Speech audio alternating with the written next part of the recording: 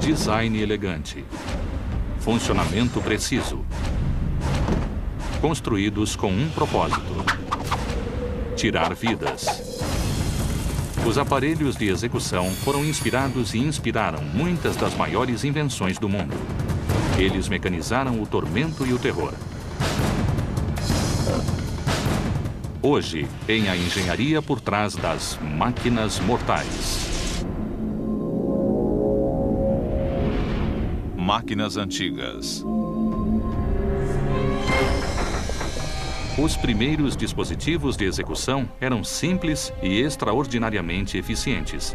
Essa tecnologia explorava 3 forças básicas da natureza: fogo, força e gravidade. Mas como funcionavam esses artefatos mortais antigos? O único jeito de responder essa questão é trazer de volta essas máquinas letais. Execução, tortura e tecnologia andam paralelas na história humana. Há uma história não revelada por trás de muitas das invenções básicas que melhoraram a nossa sociedade. Os indivíduos que sofreram execução e tortura, além de mudarem as sociedades à sua volta, acabaram demarcando os pontos onde a história assume uma nova direção. O ano é 570 a.C. As cidades-estados gregas passam por um crescimento incrível sob o rígido controle dos líderes locais chamados tiranos. Esses déspotas promoveram suas cidades com novas tecnologias, mas também ficaram conhecidos por sua crueldade. Aqui na ilha da Sicília, houve o registro de uma das primeiras máquinas mortais da história: o touro de bronze. O conceito do touro de bronze é simples, mas a execução é absolutamente diabólica. Esse dispositivo mortal também é um instrumento musical. O interessante é que ele corresponde a um certo tipo de fascinação que as pessoas têm pela tecnologia ao fazer um objeto inanimado parecer animado. Para os antigos gregos, os touros simbolizavam o poder absoluto. É por isso que os touros, como o Minotauro, são tão predominantes na mitologia. Os primeiros gregos acreditavam num deus com cabeça de touro chamado Moloch, que exigia sacrifício humano. O touro de bronze podia ser um tributo ao antigo culto ao touro e ao sacrifício humano. Eis como funciona. Há uma porta articulada no dorso do touro. Dentro há uma câmara oca onde as vítimas são trancadas. As chamas de uma fogueira ardem sob a barriga do touro. Instintivamente, quando estamos presos num local escuro de onde nós não podemos sair, ocorre o pânico e há uma reação aguda de estresse, taquicardia, o coração dispara, a respiração também acaba ficando mais acelerada. Ou seja, nós entramos em pânico, principalmente quando o touro começa a esquentar. Basicamente, o touro de bronze é um forno construído para assar humanos, mas o artefato se torna mais perverso. Dentro da cabeça, há um sistema de tubos que converte os gritos em alta frequência da vítima no bramido de baixa frequência de um touro furioso. Ninguém sabe a configuração exata dos tubos dentro do touro de bronze original, mas relatos históricos descrevem uma estranha qualidade musical. Essa máquina mortal pode muito bem ter sido uma das primeiras tentativas de se criar um sofisticado tipo de instrumento musical de sopro. Mas seria tecnicamente possível converter os gritos das vítimas em chamas no som de um touro? A ideia de pôr uma extensão de tubo ou um tubo enrolado dentro do touro de bronze não é nada absurda. O tom e a harmonia equivalem ao de um trombone. Os gritos das vítimas do touro não podem ser ouvidos porque o metal funciona como uma barreira sonora. As ondas sonoras não conseguem passar por um material tão denso quanto o metal. Entretanto, se o fogo superaquece o ar dentro do touro de bronze, a vítima tentava chegar ao tubo dentro da cabeça do touro. A vítima inalava o ar fresco que vinha de fora do tubo e depois o exalava enquanto gritava. Imagino que se dentro do touro de bronze só houvesse um local para a vítima inalar o ar, soaria assim quando ela tornasse a gritar. Segundo os textos antigos, o tirano Falares quis testar as propriedades musicais do touro. Então, ordenou ao artista que construiu o touro que entrasse e gritasse como alguém sendo queimado. Porém, de forma traiçoeira e demoníaca, o tirano fechou a porta e acendeu o fogo sob o touro. A máquina funcionou como se esperava. O artista foi a primeira vítima do touro de bronze. Deixando de lado a acústica marcante, as propriedades metalúrgicas do touro de bronze o transformaram num horror mecânico. Os antigos gregos eram habilidosos com metais. Eles podiam moldar uma peça realista desse tamanho. O bronze é um metal de temperatura relativamente baixa, derrete a 1800 graus. É uma liga simples de cobre e estanho. Para algo com quase 450 quilos, o peso de um touro em escala natural, eles provavelmente o teriam feito usando uma chapa de bronze como esta. Se o fogo chegasse a 1000 graus, isso não derreteria o bronze, mas com certeza o abrandaria. O touro de bronze vai conduzir o calor que acabará matando o condenado. A chama, que arde na parte de baixo, vai aquecê-lo num padrão cilíndrico, dependendo da massa, até chegar no interior. Dependendo do tamanho da chama, ele aquecerá uniformemente. Para entender quão rapidamente o calor passa pelo bronze e chega à carne, o ferreiro Tony Swalton desenvolveu um experimento simples. Construiu uma tigela de bronze e tostou carne de frango. É um metal relativamente leve, mas qualquer um dentro disto não conseguiria sair. Ao ser trabalhado, o bronze endurece quase tanto quanto o aço. Então, vamos testar? A carne do frango simula a carne humana. Vai ajudar a visualizar quão rapidamente o calor é transferido para uma pessoa quando em contato direto com o bronze. Deve estar a pelo menos 800 graus aqui dentro. Dá para ver o calor se formando. Vai ficar avermelhado. Vê como está ficando vermelho? Esta área está vermelha devido ao contato com a chama embaixo. O frango ainda está queimando. É como cozinhar numa frigideira comum. Em contato com a chama direta, o frango pega fogo. O calor, a fumaça e os vapores o sufocariam do lado de dentro e a dor seria horrível. Você queimaria até morrer. Quando a pessoa é posta dentro desse touro de bronze, é como assar um peru no forno. A pele queima por fora e ela desidrata lentamente por dentro, se ficar ali muito tempo. A carne fica muito dura e seca. Só o calor já cozinharia lentamente de dentro para fora. O calor extremo ao redor da vítima resultaria num curto desempenho musical antes que a exaustão pelo calor a neutralizasse. Só podemos especular a rapidez com que o touro de bronze a mataria. Considerando-se o trauma da desidratação extrema, o tempo de sobrevivência é inferior a 10 minutos.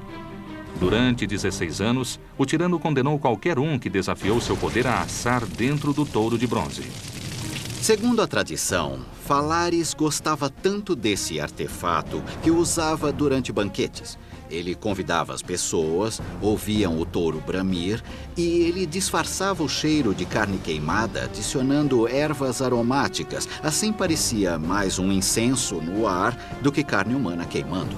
Não faziam isso e se afastavam. Era uma fonte de diversão. Eu não sei que tipo de pessoa poderia gostar disso. É absolutamente cruel, é sádico e muito desumano.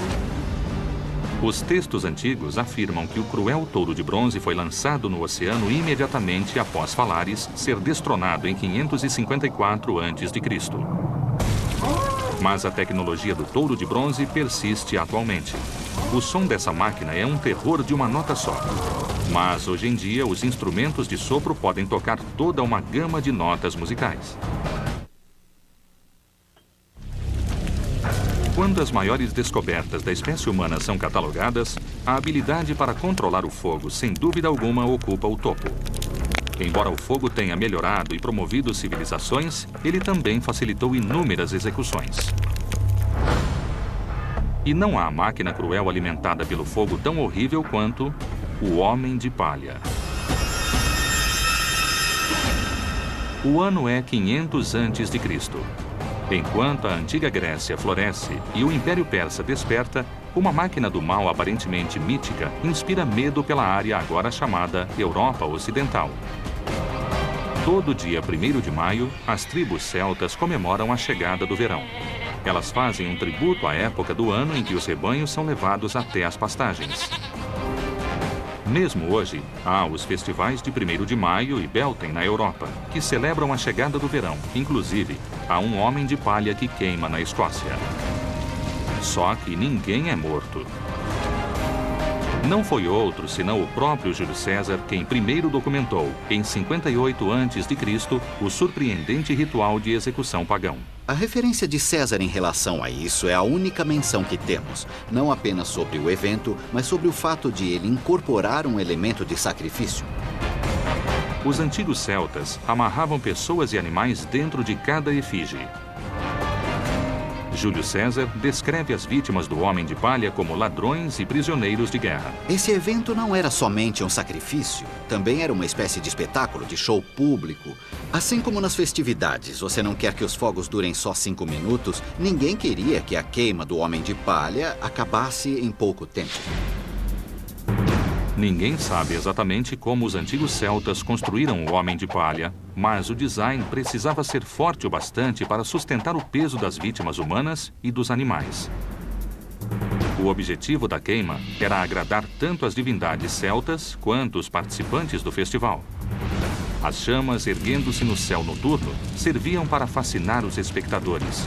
Para obter esse efeito, os celtas envolviam a estrutura com mato e palha altamente inflamáveis. Mas o poder destruidor do fogo poderia fazer ruir rapidamente o Homem de Palha se não houvesse colunas centrais de apoio. Eles cortavam árvores e as usavam como apoio e colunas. É uma forma incrivelmente forte e, além disso, estava disponível.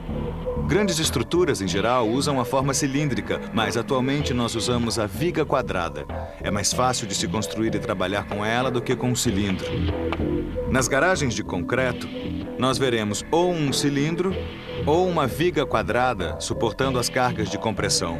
Se puser uma carga sobre este cilindro, terá uma força igual e oposta, atuando dos dois lados. É a área da viga que sustenta a carga. A espessura total de cada perna determina o peso que o Homem de Palha pode sustentar. Pernas com diâmetros maiores também impedem que a estrutura desmorone num monte ardente quando envolvida pelas chamas. Em geral, quanto mais grossas as colunas que sustentam o torso, mais tempo a estrutura permanece ereta. Os antigos celtas não dispunham de técnicas de carpintaria avançadas o bastante para construir colunas quadradas. Então prendiam os membros feitos com árvores, com ramos entrelaçados, gerando colunas cilíndricas.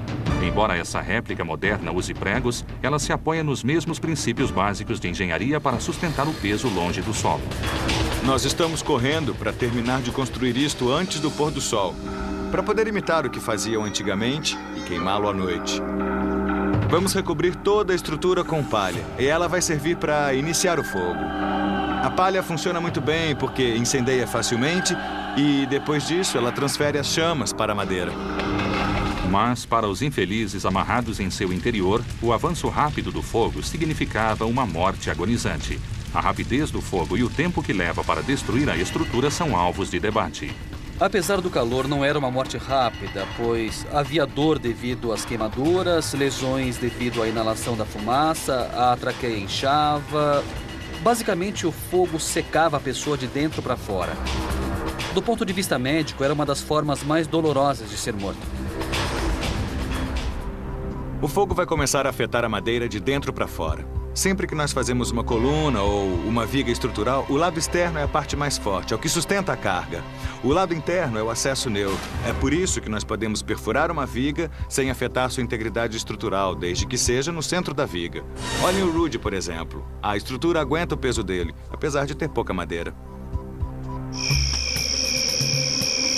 Diferentemente das estruturas feitas para os festivais modernos do gênero, essa réplica de quase 7 metros tem espaço para 3 formas humanoides.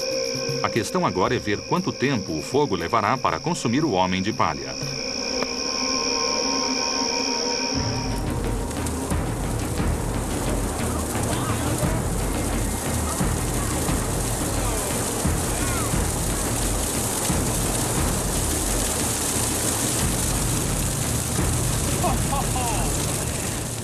fogo instantaneamente sobe pelo revestimento de palha inflamável.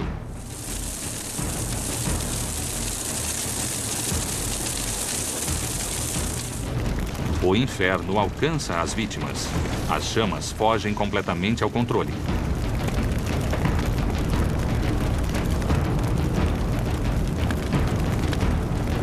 Após queimar o revestimento externo, o fogo consome a estrutura.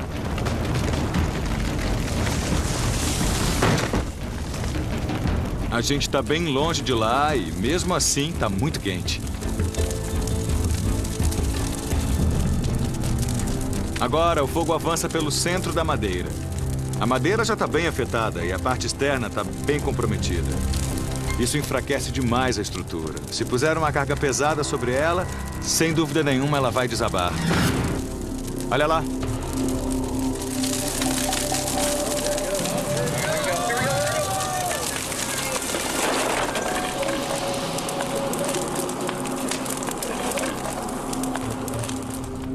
É interessante notar que a força da gravidade e o peso do braço agiram fazendo com que a estrutura tombasse para o lado oposto. Em vez de ruir do lado em que as vigas caíram, o peso do braço fez com que se deslocasse para o outro lado. Com base nessa demonstração moderna, o antigo homem de palha celta poderia ter queimado durante várias horas. Embora o homem de palha seja uma máquina simples, ele exibe técnicas estruturais que podem ser encontradas em muitos projetos de construção avantajada. Colunas modernas de concreto e aço podem suportar o peso imenso de estradas e pontes usando os mesmos princípios de engenharia do homem de palha.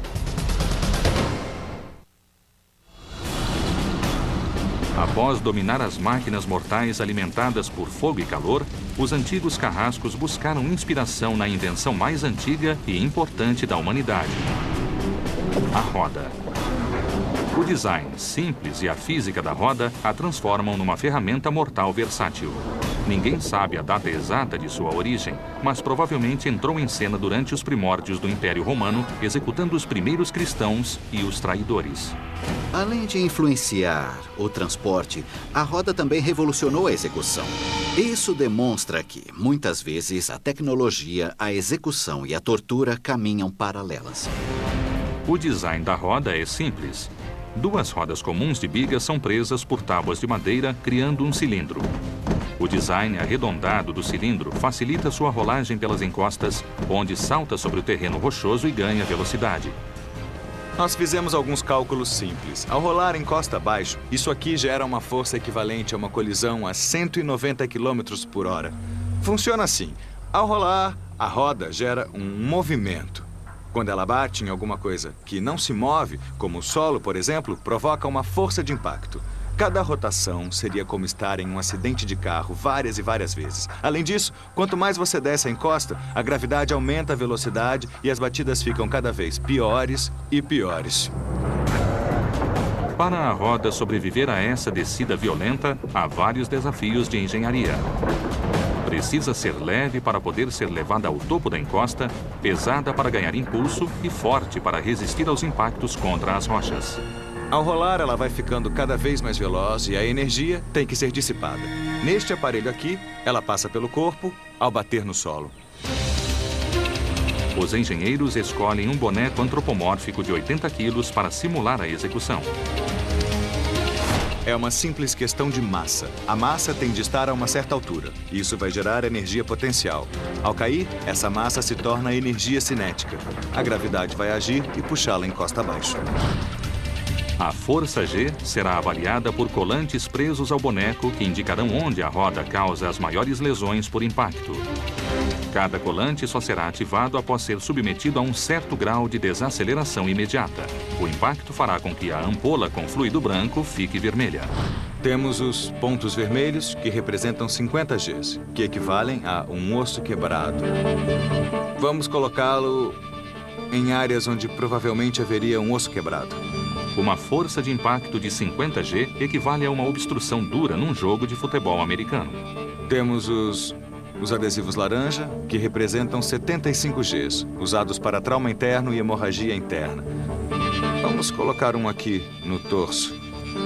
Quando o carro da princesa Diana bateu em Paris, um impacto de 75G seccionou sua artéria pulmonar. Um golpe na cabeça a 100 Gs causa morte instantânea. Então, vamos colocar um adesivo verde para 100 Gs aqui, na cabeça. Cair da bicicleta e bater a cabeça pode gerar um impacto de 100G. Bom, agora eu vou colocar todos os adesivos.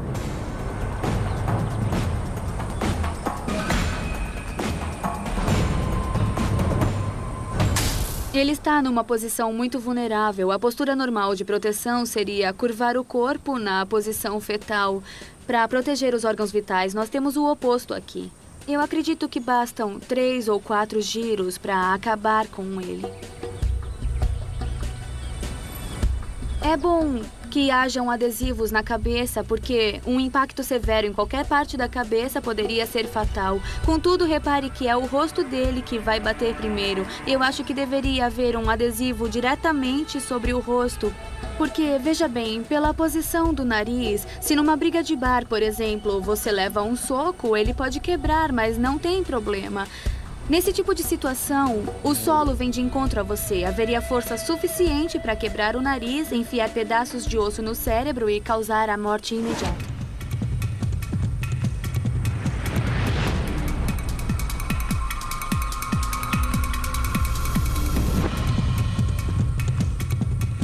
Estamos amarrando o boneco na roda, virado para cima. Já vamos soltá-lo e ver o que acontece.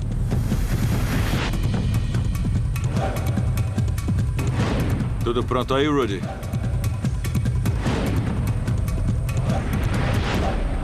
Três, 2, 1.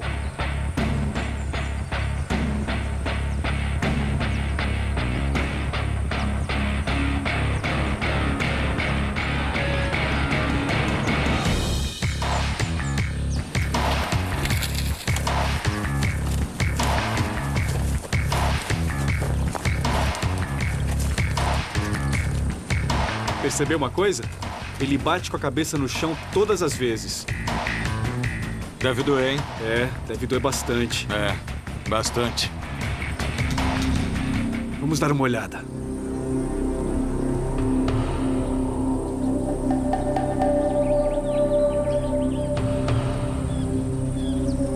Pra ser bem honesto, eu fiquei muito surpreso com a lentidão com que rolou a encosta. A instabilidade e o peso externo reduziram o impulso.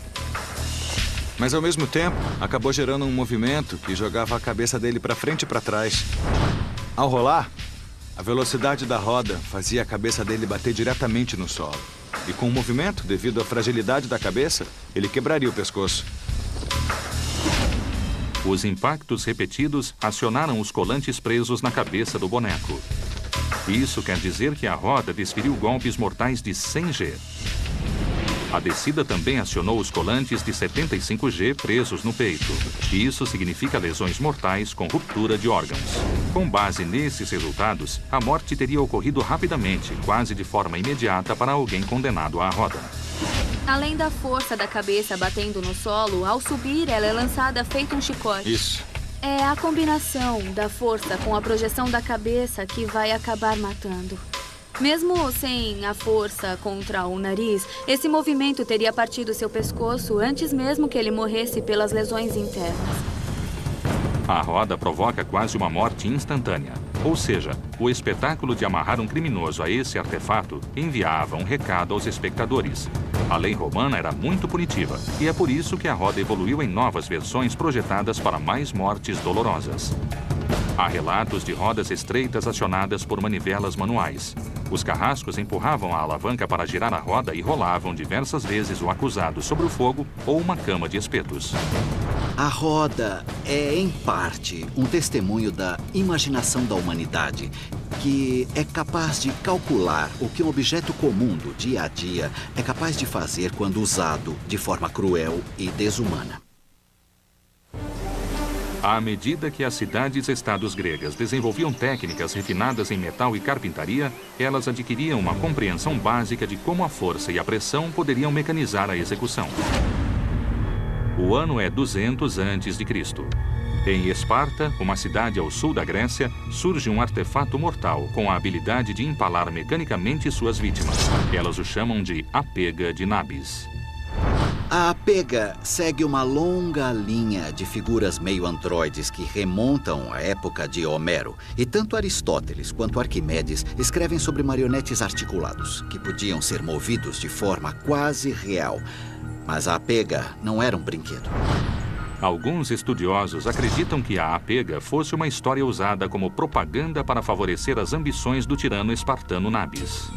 Isso aparentemente ocorria quando Nabis convidava possíveis doadores ao palácio, oferecia um banquete e, com vinho e persuasão, tentava arrancar mais dinheiro para seus projetos e para a defesa do Estado espartano.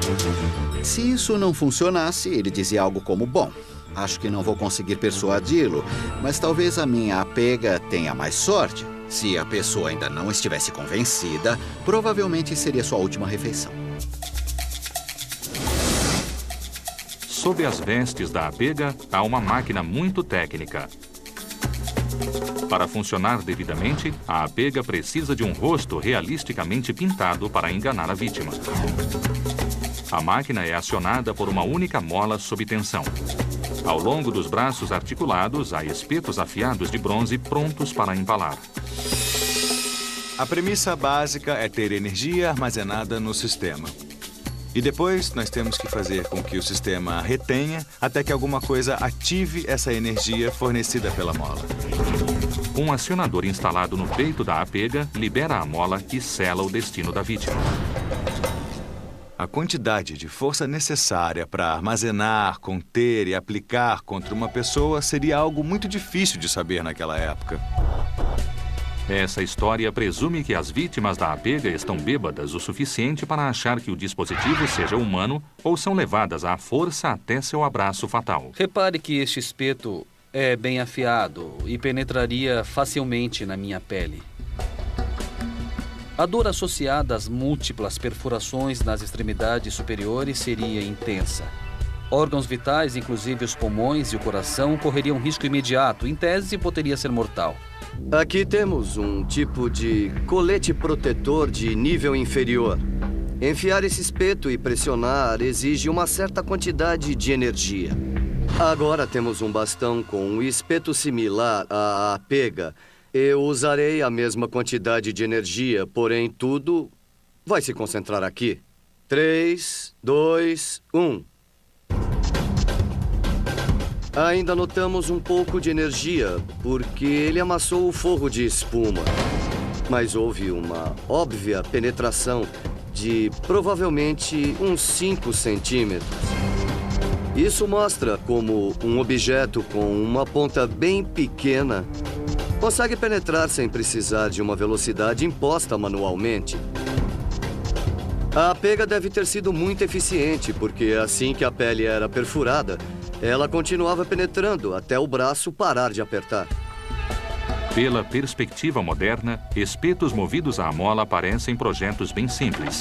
Mas, na verdade, esses mecanismos exigem uma tremenda engenharia e precisão técnica para funcionar direito. A Apega de Nabis funciona como um enorme grampo à base de mola de uma armadilha para urso. Aqui temos um grampo simples. Eis o braço da alavanca e a articulação. Esta é a parte móvel. Quando ela é armada, esta peça aqui fica na frente e assim que alguém a toca, ela desarma e esmaga a pessoa. Se você tentar inverter o processo e quiser abrir a parte menor, você vai ver que é muito mais difícil. A vantagem mecânica está na parte de trás dos braços. Instalar uma mola grande o bastante para acionar os braços da Apega exige muita energia. O engenheiro resolveu esse problema construindo longos braços de alavanca para tensionar a mola. Precisaram usar materiais bem primitivos. E o mecanismo do braço de alavanca que aperta e perfura alguém é um problema bem difícil. Se usar um pedaço de madeira curva, como de um arco e flecha, ele poderia ser posto entre 2 braços de alavanca, projetados e ligados a uma mola. Para enganar uma vítima fazendo com que acreditasse que a pega fosse real, seria preciso ocultar os braços de alavanca extra-longos construídos em suas costas. A pega teria de ficar contra uma parede com o mecanismo da mola escondido do outro lado. Seria ficção científica para a época. Haveria tantos dispositivos mecânicos para fazê-la funcionar direito que seria difícil enganar alguém. Seria meio irreal alguém conseguir criar um mecanismo de grampo como esse só para prender alguém em espetos. Naquela época, a mola teria de ser capaz de conter muito peso, porque a pessoa que ficasse presa reagiria e tentaria afastar os braços. E a menos que a mola fosse grande o bastante para conter essa energia ao ser destravada, isso não funcionaria. Embora a pega pareça além da imaginação, os gregos eram extremamente engenhosos e os tiranos mais ainda quando queriam fazer a tecnologia funcionar de uma forma cruel. Nossa próxima máquina mortal parece extraordinariamente similar a um dos símbolos religiosos mais poderosos do mundo, a cruz. A cruz do cristianismo evoluiu do crucifixo romano, uma máquina de execução reservada para estrangeiros e criminosos comuns. Atualmente, nas Filipinas, uma seita cristã trouxe de volta as antigas técnicas romanas de crucificação. Eles tentam provar sua devoção religiosa durante o culto da Sexta-feira Santa. Essas crucificações modernas são monitoradas de perto para minimizar a dor e o desconforto. Mas o fato é que essas crucificações são torturantes.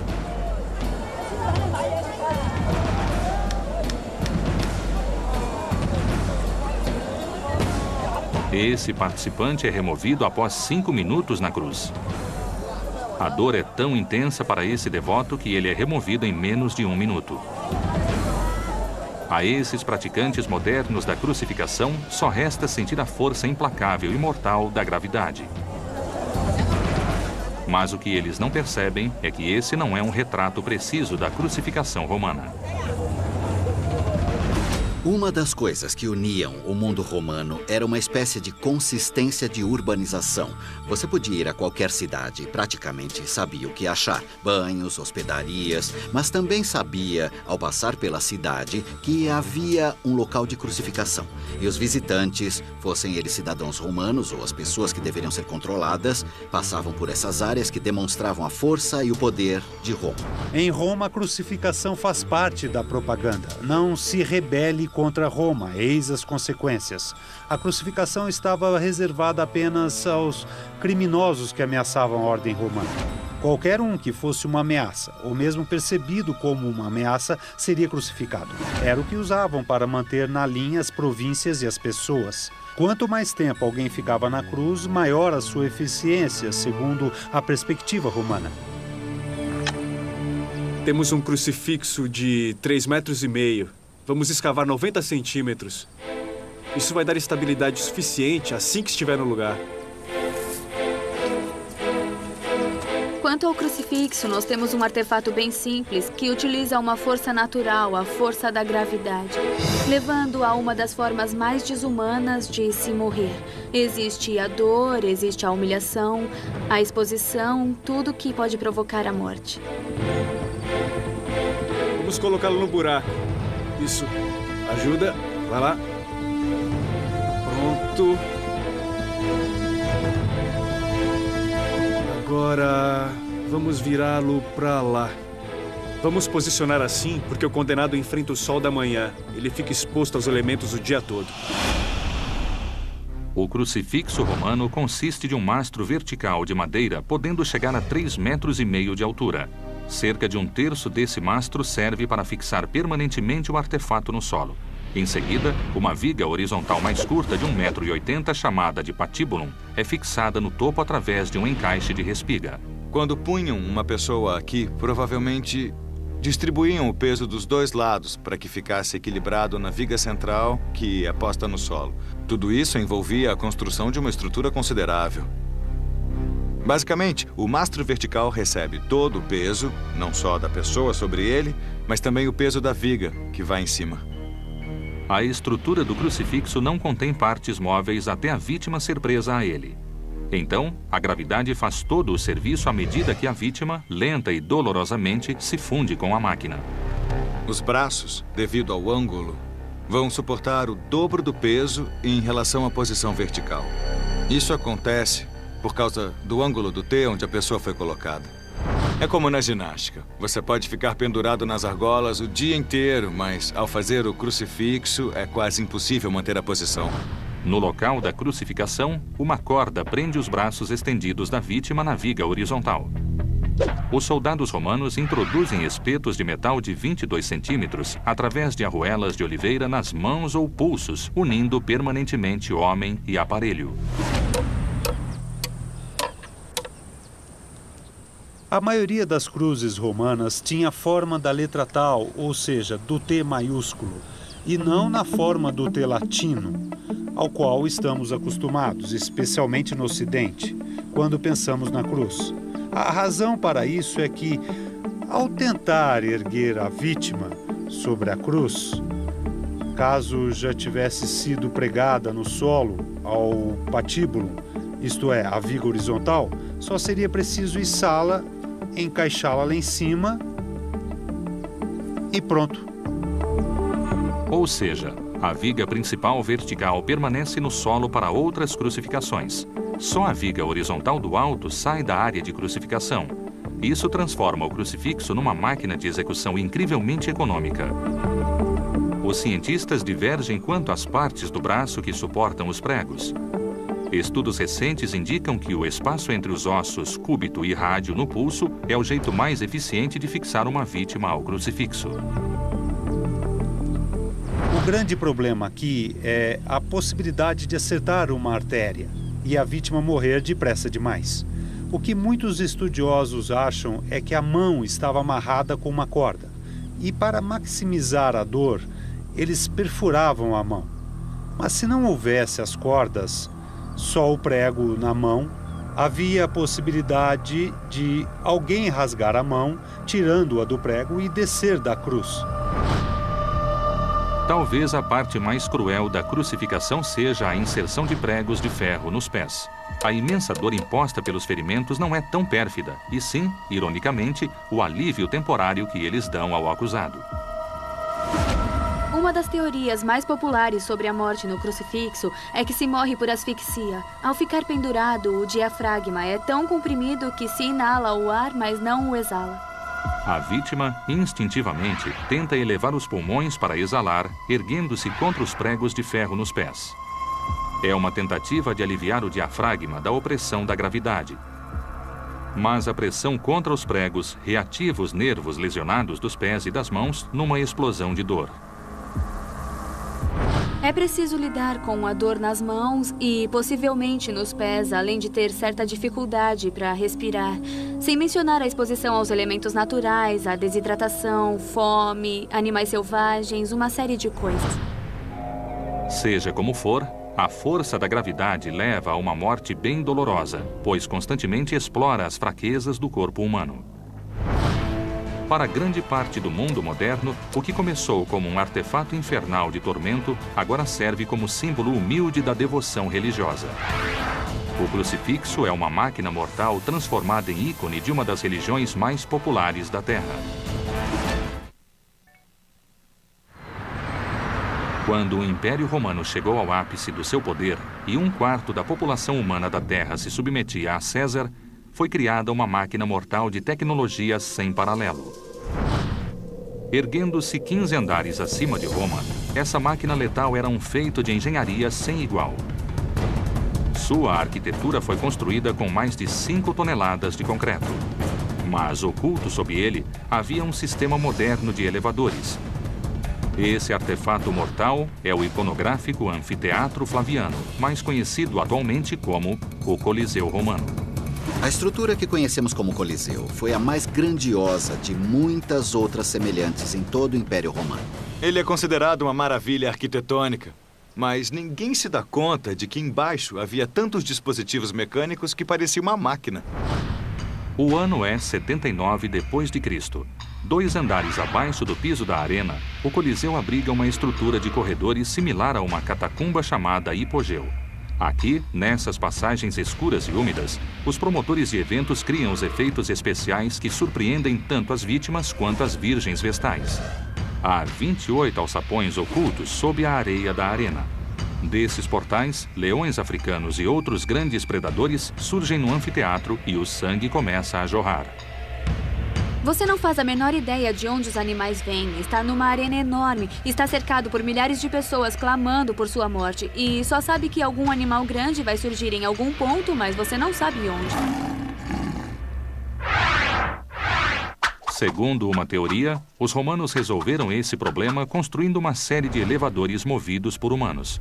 O sistema original apodreceu há muito tempo, mas agora os construtores estão fazendo a réplica de um elevador usando materiais modernos para testar essa teoria.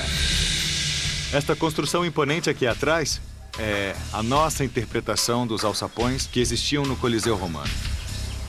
O propósito desse sistema seria baixar um alçapão e soltar um animal, um tigre, um leão, sobre as vítimas inocentes que estavam acima. Cada elevador até o alçapão exige os músculos de escravos. Eles andam em círculo. Ao empurrar as manivelas, a corda de linho enrola em volta de um mastro com o girar do eixo. Isso exerce tensão sobre a corda restante. Ao ser puxada, a corda passa por uma série de polias. As polias reduzem o peso e permitem que os homens ergam a jaula rapidamente com o predador esfomeado em seu interior. Se houver uma polia no alto e outra polia no meio, para cada 30 centímetros de corda puxada, a polia só se move 15 centímetros. Cada vez que acrescentamos uma polia, dividimos o peso pelo número de polias. Se houver 30 polias, dividimos o peso por 30. Quando a jaula chega à parte de baixo do piso da arena, uma segunda corda libera a trava que prende o alçapão. O predador sobe a rampa inclinada do alçapão e salta na arena. Com o predador em cena, um outro sistema de polias tensiona a corda e fecha rapidamente o alçapão, trancando o animal na arena junto com o condenado. Para testar fisicamente se um sistema de polias para redução de peso consegue de fato erguer feras até o piso do Coliseu, um leão de 220 quilos entrará numa jaula de aço. Um treinador profissional de animais supervisionará a segurança do leão e de todos que trabalham perto da máquina. A soma do peso do leão e da jaula é 498 quilos, mas com o sistema de polias para a redução do peso, eles só erguerão 180 quilos. As polias reduzem 2/3 do peso total.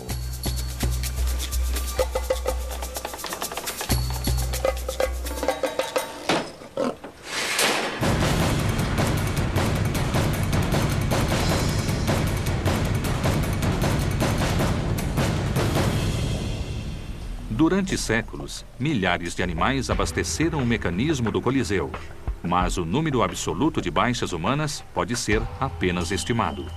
Embora seja quase impossível calcular exatamente o número de mortos durante os 400 anos da história do Coliseu, as estimativas beiram cerca de 500 mil. Esse número torna o Coliseu numa das máquinas mortais mais destruidoras da história. Como máquina de execução, o Coliseu era perfeito porque utilizava a pura força animal. Porém, mesmo após sua estrutura ser afetada pela ação destruidora do tempo e pelos terremotos, a tecnologia do Coliseu ajudou a promover a civilização. É um sistema bem similar ao do elevador moderno que nós usamos diariamente. Hoje temos elevadores que funcionam de modo similar aos do hipogeu. Só que agora, quando as portas se abrem, é improvável que uma fera enraivecida salte deles.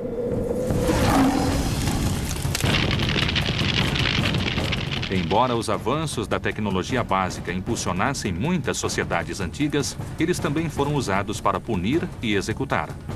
Os antigos mecanizaram o fogo, a gravidade e a força para criar algumas das máquinas mais letais da história. Versão brasileira, DPN Santos.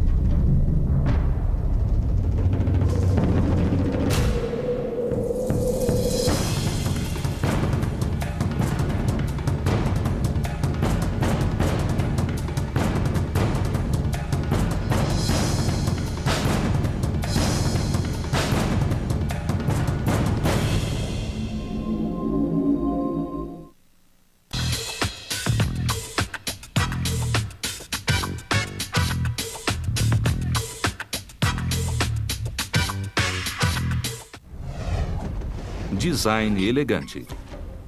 Função precisa. Feito com um propósito: tirar vidas. Os mecanismos de execução se originaram bem como inspiraram muitas das grandes invenções do mundo. Ele mecanizou o tormento e o terror.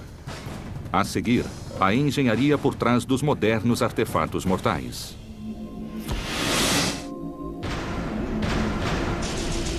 Máquinas mortais. Máquinas modernas. Quando o mundo ocidental entrou na era moderna, mentes esclarecidas buscaram criar máquinas de execução mais humanas.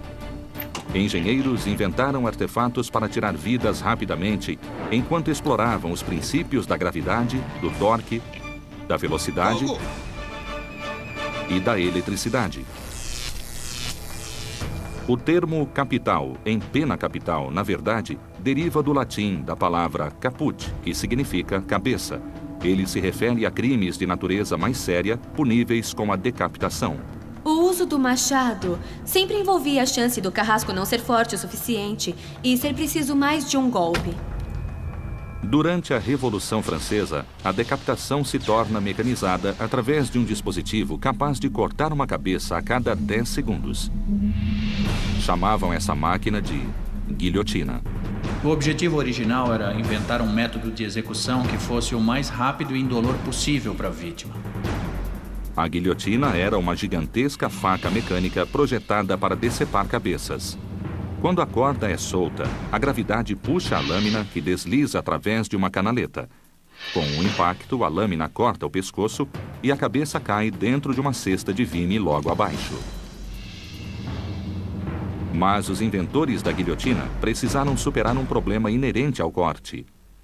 Se a lâmina for horizontal, gera um corte imperfeito, não um corte regular. Uma lâmina em ângulo é um dos melhores jeitos de se fatiar coisas. Quando tentamos cortar um pedaço de carne, inclinamos a lâmina e aí a deslizamos. É bem mais eficiente do que tentar cortar a carne com a lâmina na posição horizontal. A lâmina oblíqua da guilhotina revolucionou a decapitação. Ela pesa quase 7 quilos e, com repetidas limagens, fica afiada como uma navalha. Mas um corte em ângulo não é suficiente para decepar uma cabeça. A força por trás do corte provém dos 31 quilos de peso morto chamado mouton posto sobre a lâmina. Deve ser bem pesado no alto para gerar energia suficiente para cortar a cabeça. Se a lâmina não tiver essa energia ao descer, o corte pode acabar ficando pela metade. A lâmina da guilhotina desliza entre duas vigas verticais de aproximadamente 4 metros de altura. Os carrascos içam 38 quilos até o alto dessas vigas por meio de um sistema de corda e roldana, posicionam e travam a lâmina através de um fecho à base de mola. Mas é complicado decepar uma cabeça. O pescoço é uma estrutura muito forte. Foi projetado para segurar a cabeça e permitir que vire, se mova. A estrutura óssea da coluna vertebral é muito forte. É preciso muita energia para decepar a cabeça do corpo. É por isso que as decapitações tradicionais raramente são precisas. Carrascos inabilidosos e lâminas sem fio deixam as vítimas gravemente feridas, mas não mortas. Às vezes, é preciso desferir vários golpes no pescoço para remover completamente a cabeça. O machado e a espada dificultavam a remoção da cabeça, causando esmagamentos, lesões dilacerantes e provocando uma morte muito dolorosa. Em 1792, a guilhotina se torna um método francês oficial de execução. Durante a Revolução Francesa, este era um método extremamente rápido e eficiente de executar pessoas. Esta máquina era o símbolo da eficiência. A pessoa era posicionada no equipamento e a lâmina caía. No minuto seguinte já havia outra pessoa ali. Era como uma linha de montagem, uma após a outra. Chop, chop, chop.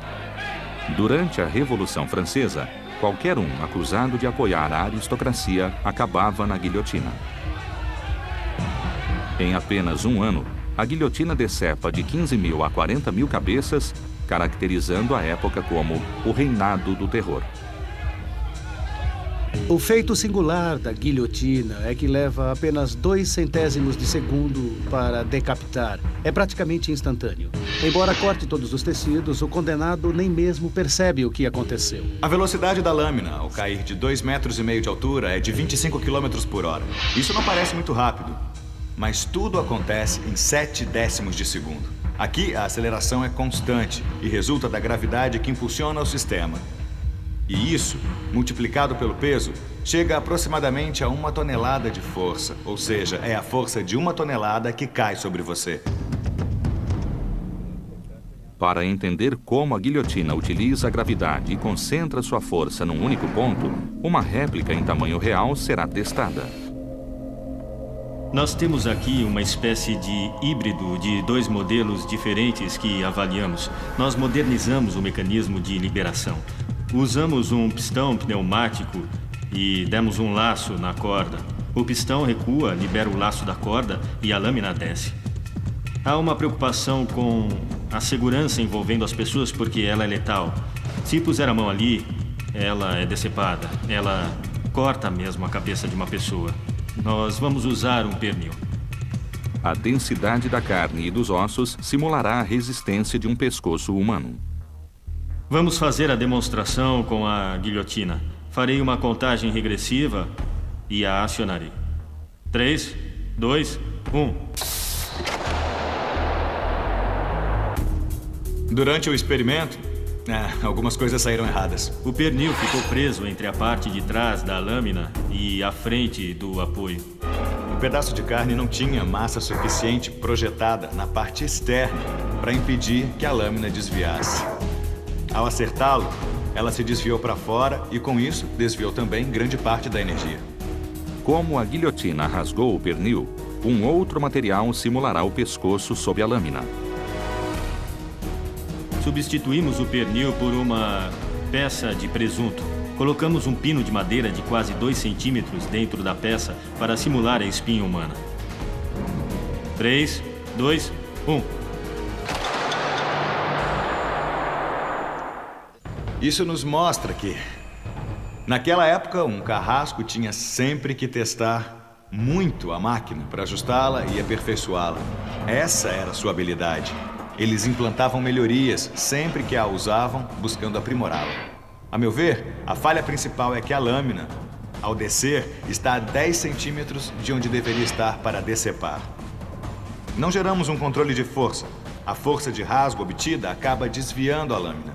Se a lâmina estivesse mais perto, funcionaria como uma tesoura, concentrando melhor toda a energia num movimento de corte. Após alguns ajustes, a guilhotina está pronta para simular outra execução. Agora colocamos o boneco de espuma na guilhotina. Vamos tentar decepar a cabeça.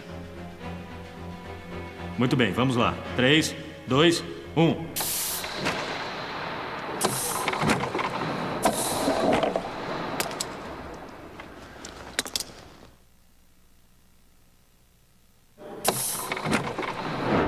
A espuma absorve o impacto, e havia uma grande área para absorver o impacto, e é muito difícil cortá-la. Na verdade, o boneco absorveu uma grande quantidade de energia. Houve um movimento de corte e quase ocorreu a degola, mas só rasgou.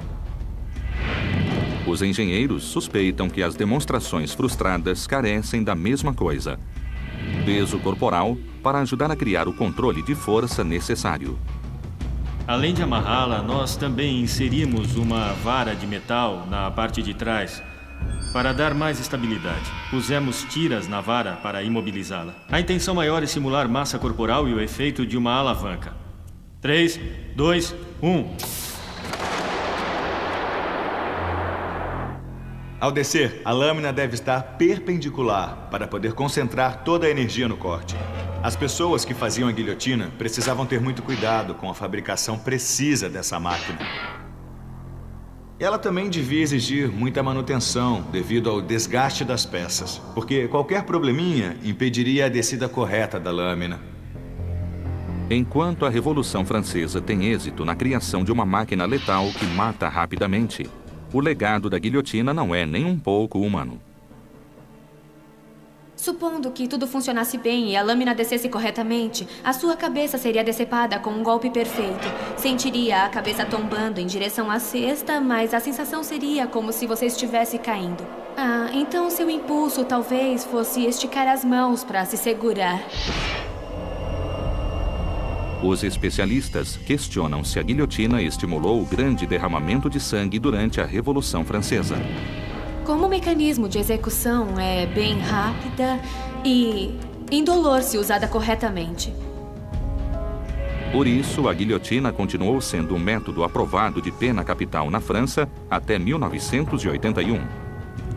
Durante quase 200 anos, esse mecanismo manteve as cabeças rolando. Era uma forma desagradável de morrer e as pessoas devem ter ficado desconfortáveis com isso e se incomodaram com a ideia de ver 10, 15, 20 pessoas morrendo diariamente diante delas. Mas as imperfeições físicas e sociais da guilhotina não modificaram a teoria sobre a lâmina oblíqua. Hoje, as lâminas enviesadas dos estiletes são comuns nas caixas de ferramentas domésticas e as lâminas inclinadas dos instrumentos cirúrgicos ajudam a salvar inúmeras vidas. Enquanto os franceses criam um artefato revolucionário para decepar cabeças, os espanhóis revelam um avanço tecnológico para o estrangulamento. Recorrendo à comprovada tecnologia do parafuso, os espanhóis criam uma máquina que provoca uma dor inacreditável no pescoço. Eles a chamam de garrote. Mesmo um carrasco ou um design bem intencionado podem falhar e, talvez, infligir mais dor que o design original. O primeiro garrote é uma forma descomplicada de estrangular um prisioneiro condenado. O carrasco passa o laço de uma corda sobre a cabeça e amarra as duas pontas enquanto torce o bastão. Quanto mais ele gira o bastão, maior a pressão sobre o pescoço do condenado. Por fim, o prisioneiro morre por asfixia. Neste exemplo aqui, vamos usar um conceito simples de torque. Força aplicada de uma distância.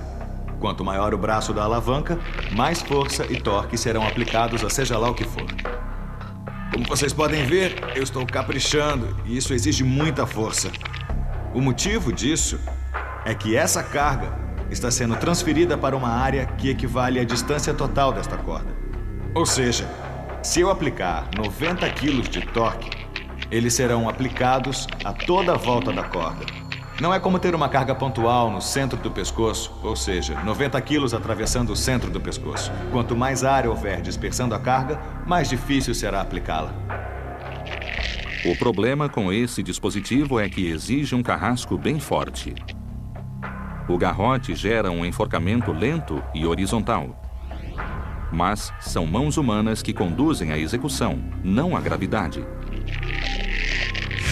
Esse tipo de morte não era agradável para a vítima. Geralmente se punha um capuz negro sobre o rosto dela para evitar que a multidão pudesse ver. Há um momento em que a pessoa engasga, o rosto fica vermelho e depois roxo. Com toda certeza, à medida em que ocorre a asfixia, os membros começam a se debater, a pessoa luta. Não é agradável ver isso. Ironicamente, durante a Inquisição, a morte pelo garrote foi considerada piedosa. Mesmo após se converter ao catolicismo, você não escapava da sentença de morte. No entanto, era brindado com uma forma de execução supostamente mais rápida e fácil do que ser queimado vivo numa estaca. Após o garrote, os inquisidores queimavam o corpo sem vida do recém-convertido. Era uma técnica comprovada. É claro que funcionava, mas devido unicamente à força do carrasco, não era uma forma muito humana de morrer. Então, quando queriam projetar um meio mais humano de executar as vítimas, eles aprimoravam o design e o tornavam mecânico. Em 1852, os espanhóis apresentam um garrote mais benévolo e gentil. Ele promete facilitar o trabalho do carrasco e tornar a morte menos dolorosa para o condenado. O garrote moderno substitui a corda e o bastão originais pela tecnologia do parafuso de metal. Agora, ao girar uma barra, o carrasco atravessa um parafuso enorme através do suporte do garrote até penetrar no pescoço da vítima. A ponta do parafuso separa as duas vértebras superiores e rompe a medula espinhal. A morte ocorre de forma instantânea e indolor. O carrasco se aproximava e girava isto, aplicando um torque para exercer pressão na parte de trás e separar a coluna vertebral da cabeça. A energia é transferida de um ser humano para um dispositivo mecânico, e isso é sem dúvida muito mais eficiente do que a corda que usavam. A engenharia básica revela que, quanto menor a alavanca do parafuso, mais difícil é girá-lo, exige mais força. Isto é extremamente fácil e fluido. Quanto mais você gira, mais fácil fica. Ao chegar no centro, não fica muito mais difícil, mas aí começa a exigir mais força. Segundo a teoria, o parafuso separa as vértebras e rompe com precisão a coluna vertebral, deixando o condenado paralisado e incapaz de sentir dor. Mas as execuções com o garrote nem sempre saem como planejadas. Alguns relatos descrevem o parafuso saindo pela boca ou atravessando o pescoço enquanto as vítimas ainda estavam vivas.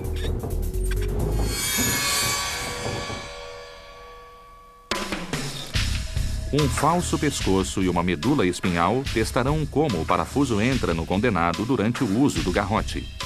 Embora dependa do grau de aperto, ainda resta espaço para algum movimento, assim como para erro. Está começando a entrar e ainda não há resistência. É bem fácil. Aqui o parafuso apenas fura a pele do pescoço, forçando a pessoa contra o colarinho de aço. Não existe nenhuma resistência até encostar na coluna vertebral. O problema desse mecanismo é que a contração dos músculos pode desviar a direção do parafuso e acabar atingindo uma raiz nervosa sensível ou os tecidos moles. Os músculos e os ligamentos são muito dolorosos. Você acaba causando uma dor extrema à vítima sem matá-la. Provavelmente a perfuração continuaria até a frente, sem paralisar a pessoa. Era uma boa ideia na teoria, mas às vezes erravam o alvo. Na prática, não funcionava como deveria.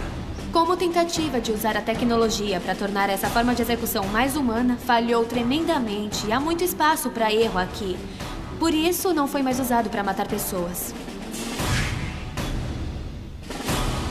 Embora fosse horrível para o condenado, este é um artefato muito engenhoso.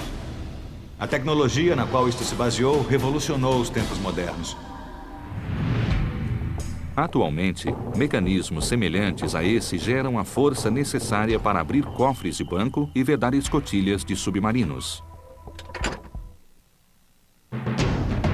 Com o avanço da era moderna, os engenheiros projetaram máquinas mortais piedosas. Não demorou muito para mecanizar nenhuma das formas mais antigas de execução. No início, esse artefato era apenas uma corda com um nó corrediço diferenciado. Mas, ao mecanizá-lo, os engenheiros adquiriram um controle mais preciso sobre a execução.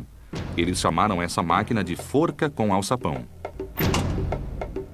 A forca com alçapão explora a gravidade para desferir uma força precisa capaz de quebrar o pescoço do condenado.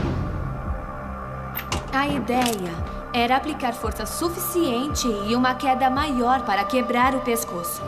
Um pescoço quebrado parece algo terrível, mas se você for um ladrão de cavalos, um assaltante de bancos ou um assassino condenado, é uma das formas menos dolorosas de morrer. Seu pescoço quebra, a pressão sanguínea cai e você perde a consciência. A morte cerebral ocorrerá alguns minutos depois, mas você não sente. A neurotransmissão cerebral, que diz ao coração para funcionar e aos pulmões para respirar, é cortada. É como desligar o computador, igual a um interruptor de luz. É desligado e o indivíduo morre. A forca com alçapão elimina um enforcamento do tipo um só tamanho para todos. Esse mecanismo exige que pessoas de tamanhos diferentes usem cordas de tamanhos diferentes. Ao basear a distância da queda no peso da vítima, essa forca evita os terríveis contratempos de uma decapitação ou de um estrangulamento demorado. Se for uma pessoa pesada, cairá de uma distância menor, senão a cabeça poderá ser arrancada. Se for alguém bem leve, o pescoço pode não quebrar devido à altura insuficiente. A vítima ficará viva e irá se debater ou sufocar até morrer enquanto o laço aperta no pescoço. Ou então poderá até nem morrer. Seria um processo longo e extremamente doloroso. A tabela de cálculo da forca de alçapão especifica o comprimento exato da corda necessário para quebrar o pescoço de qualquer um, sem importar o peso. Por volta de 1913, os carrascos concordam que um pescoço quebra melhor quando rompido sob 138 kg/metro de energia. Eles pesavam previamente as pessoas que executariam e, assim, podiam determinar a altura da corda que usariam. Embora tivessem a tabela para consulta, certas coisas podiam dar errado. Uma delas envolvia a estrutura muscular. Algumas pessoas mais fortes tinham o pescoço musculoso e isso impedia que a corda o quebrasse. O condenado comia a última refeição, mas era pesado antes dela, então pesava bem mais e provavelmente tinha a cabeça arrancada. Também dependia de quem fazia as cordas. Se as cordas fossem feitas por pessoas diferentes em ocasiões diferentes, elas poderiam não ser iguais e, portanto, não sustentariam os pesos. Outro problema envolvia a forma de medir a corda para obter a distância. As cordas deslizam e o nó poderia estar em outro local. A medida precisa estar 100% correta para evitar esse tipo de problemas. O enforcamento com alçapão buscava ser um avanço em relação aos outros tipos de enforcamento. O princípio por trás dele é considerar o peso dos indivíduos e calcular quantos metros eles precisam cair para fraturar o pescoço com êxito. Além disso, uma vez fraturada a coluna vertebral, tudo o que resta é o tecido mole. Isso se torna uma equação de engenharia, ou seja, a quantidade de energia que é transferida para o pescoço sem sustentação. Em outras palavras, os tecidos moles, a pele, a musculatura, enfim, tudo o que poderia se romper e separar a cabeça do corpo naquela situação. Outra grande melhoria da queda longa é a posição do nó no pescoço. Ao colocar as voltas da corda sob a orelha esquerda, a corda força a cabeça para a frente no final da queda. Isso produz força suficiente para quebrar as vértebras. Perceberam que se pusessem um nó no lado esquerdo do pescoço, a cabeça sofreria um tranco e geraria uma fratura rápida. Colocar o nó no lado esquerdo era a melhor posição, causando uma fratura instantânea e a morte. Mas será que os primeiros engenheiros fizeram os cálculos corretos? Testar uma réplica da forca de alçapão é o melhor jeito de descobrir.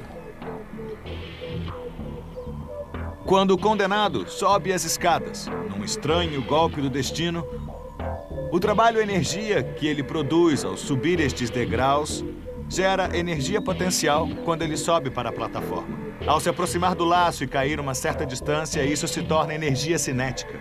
Ao subir as escadas, o condenado gera toda a energia que acabará por matá-lo. Essa réplica inclui um sistema mecânico simples que abre o alçapão e lança o condenado para a morte. Naquela época, usavam um pino ligado a uma corda através de um sistema de roldanas. O saco de areia é liberado, acionando mais algumas roldanas que puxam um pino ligado à porta do alçapão. O efeito é rápido. O alçapão abre-se velozmente. A energia potencial se transforma em energia cinética bem mais depressa e a pessoa não perde energia ao cair. Primeiro, os engenheiros querem testar uma quantidade precisa de força aplicada sobre a corda quando ela dá um tranco e para.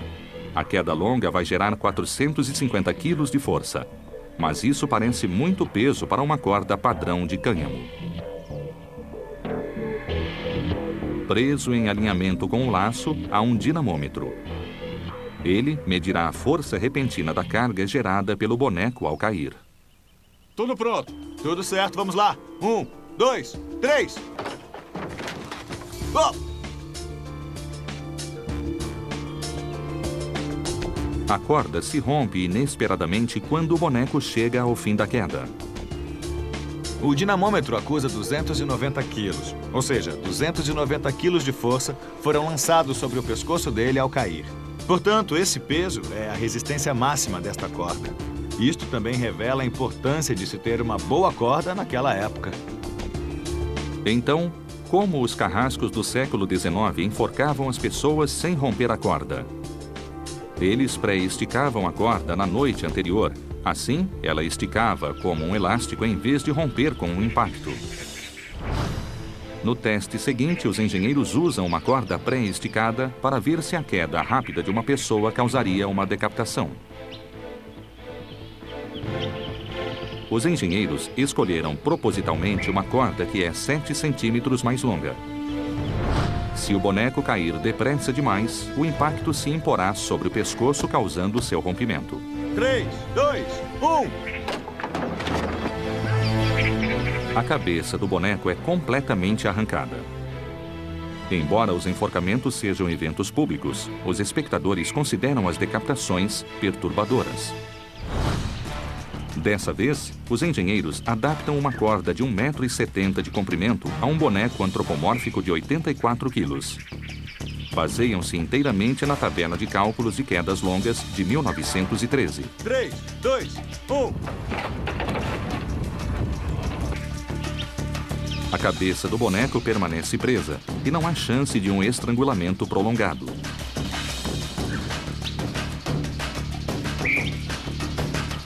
Embora essas execuções simuladas levem vários minutos, em meados do século XX, um enforcamento levava de 15 a 20 segundos entre o tempo que o prisioneiro deixava a cela até a hora em que caía através do alçapão. A eficiência cruel dos enforcamentos culmina com a morte de quase 13 mil homens e 500 mulheres só nos Estados Unidos. Os princípios por trás da queda longa agora salvam vidas em vez de tirá-las.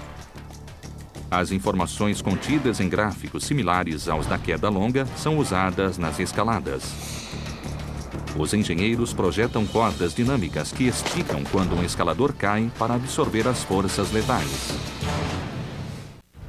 De todos os dispositivos modernos de execução, há um em particular que falha com mais frequência devido ao erro humano.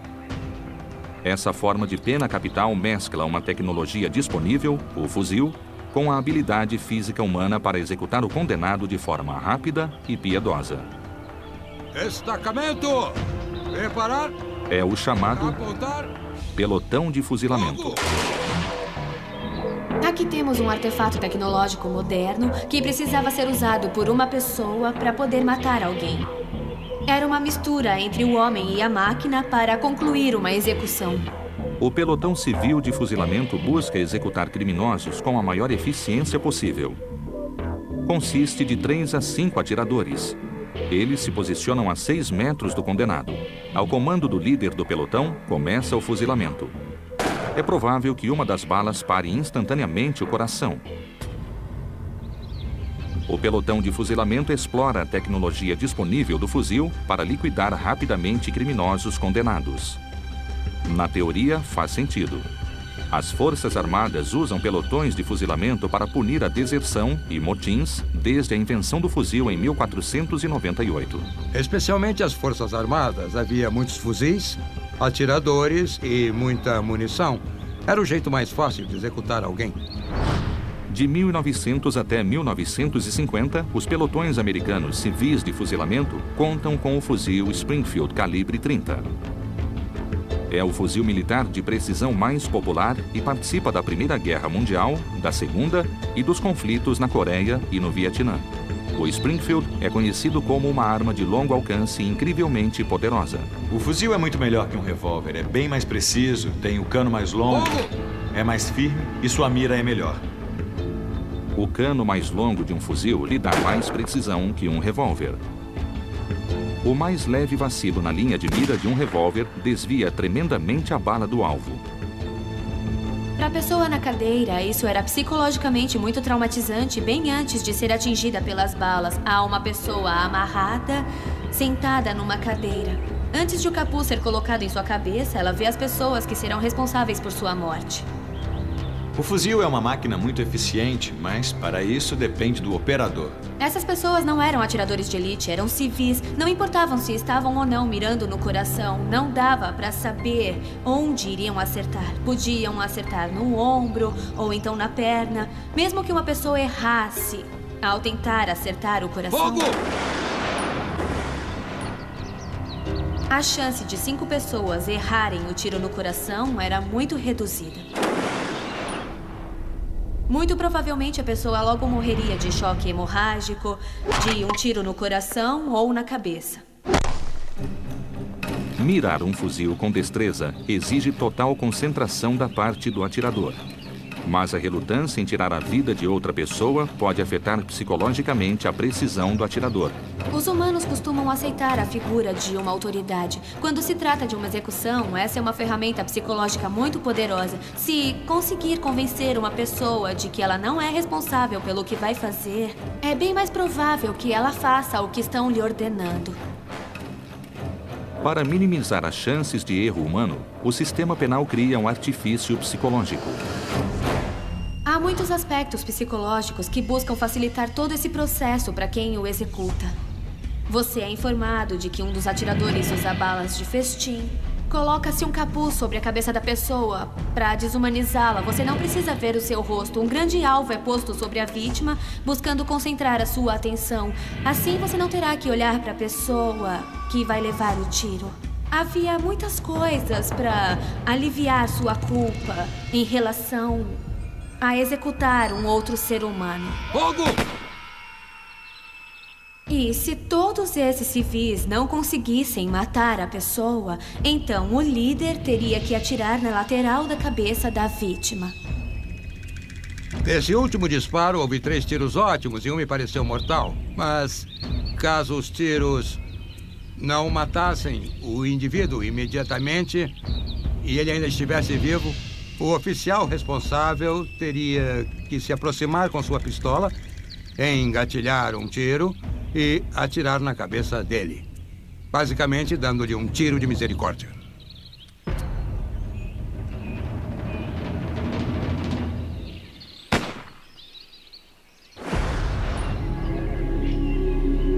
Numa reação contrária à violência armada do início de 1970, o pelotão de fuzilamento rapidamente caiu em desgraça.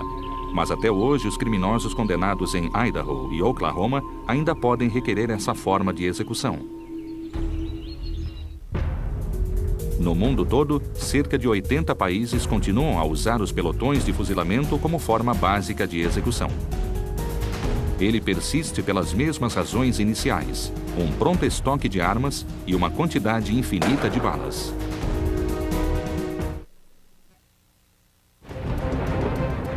De todos os avanços modernos, o controle da eletricidade é certamente um dos mais revolucionários. A eletricidade é tudo para o mundo moderno. Pense em alguma coisa que não use eletricidade. Está em todo lado. Não podemos vê-la, mas sabemos o impacto que tem. Com a invenção de uma única máquina, a eletricidade energizou completamente a execução moderna. Esse dispositivo chama-se cadeira elétrica.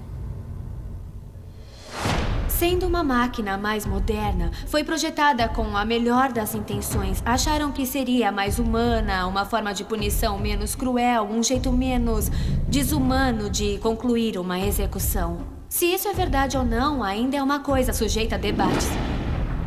Na cadeira elétrica, um prisioneiro condenado se torna parte de um circuito fechado. A eletricidade deixa a fonte de alimentação à medida que os elétrons se deslocam pelo fio. A eletricidade entra no capacete, passa por uma esponja condutora ensopada com uma solução salina e penetra no crânio.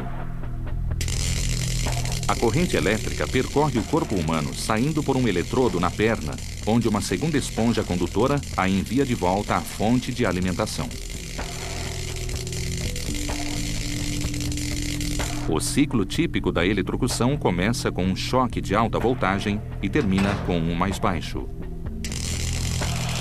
Ao ser trazido para a sala de execução, obviamente você vê a cadeira e ela só tem um propósito. E você sabe que ali será o seu fim. Você se senta na cadeira, é amarrado nela, um eletrodo é preso na sua cabeça e a perna é raspada para receber o outro eletrodo.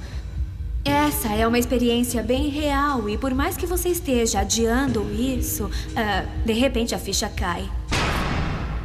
Contrariando a crença popular, a cadeira elétrica não é elétrica. Nenhuma corrente se desloca por nenhuma parte da estrutura. Qualquer cadeira robusta e não condutora pode servir como assento para uma eletrocução. O corpo humano senta-se nela para preencher a lacuna entre os dois eletrodos. Apenas permite a passagem da eletricidade. Mas quanta voltagem é necessária para eletrocutar o condenado? As cadeiras elétricas podem variar de 1.600 volts até 2.600 volts em anos recentes. Aqui temos uma série de lâmpadas de 80 e 100 watts. Podemos visualizar a quantidade de energia de uma cadeira de baixa energia. Seria algo mais ou menos assim.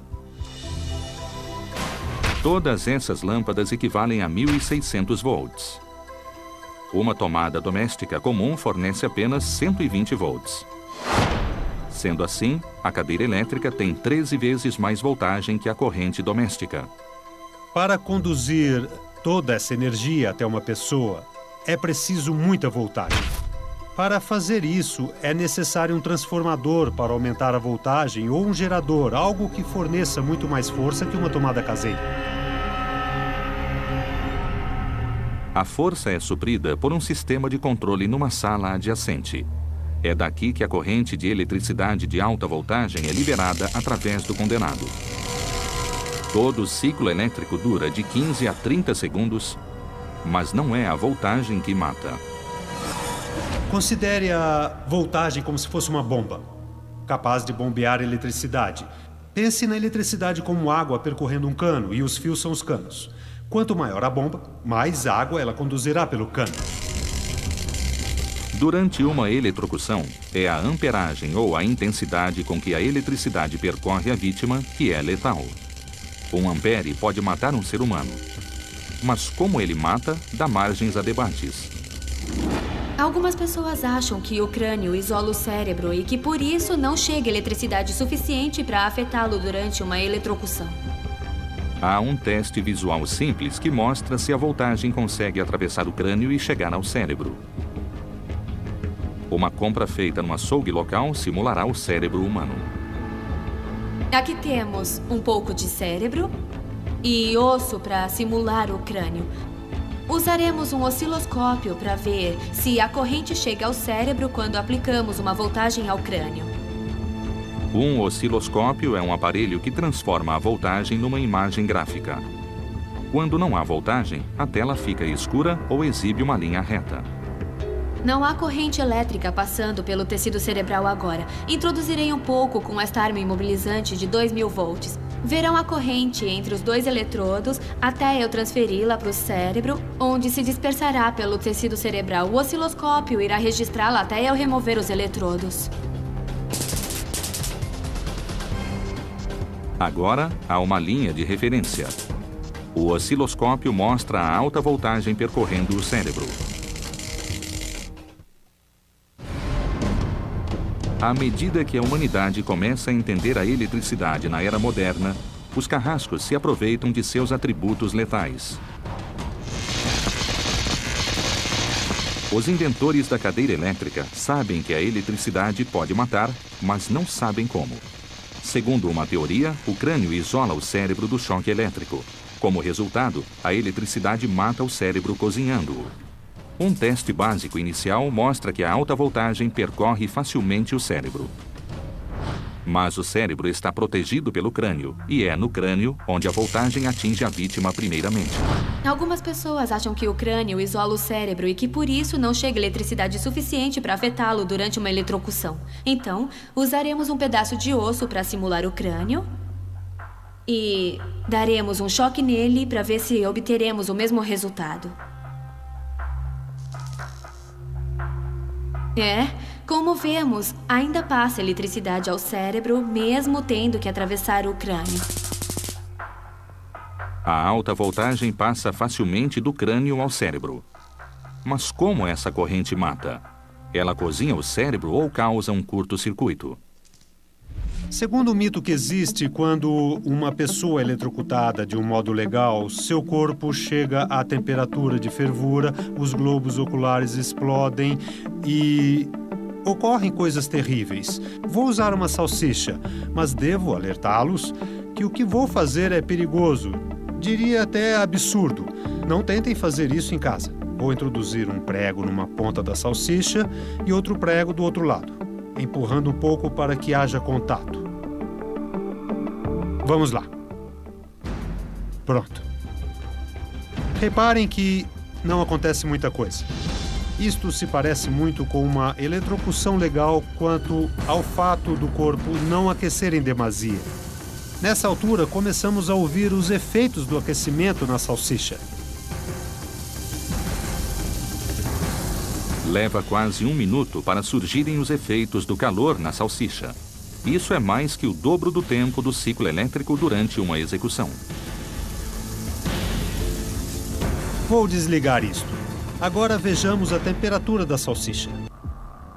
Aqui mostra um pouco acima de 41 graus. Isso é coerente com o que sabemos sobre uma eletrocução legal. E ao pegá-la, sinto que está aquecida, mas não excepcionalmente quente. Uma subida veloz da temperatura corporal não basta para matar rapidamente um adulto saudável. Então, como morre uma pessoa condenada à cadeira elétrica? Basicamente, toda a célula elétrica do corpo vai despolarizar. Ou seja, todas elas serão acionadas.